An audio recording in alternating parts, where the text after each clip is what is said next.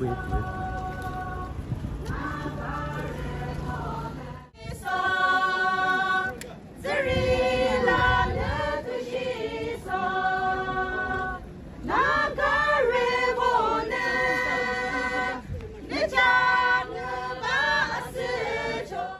Okay, thank you so much for giving us your time, Miss. So a very big congratulations to you. And then since now you're home, and then so can you share us a little bit of your journey for Miss Grand India?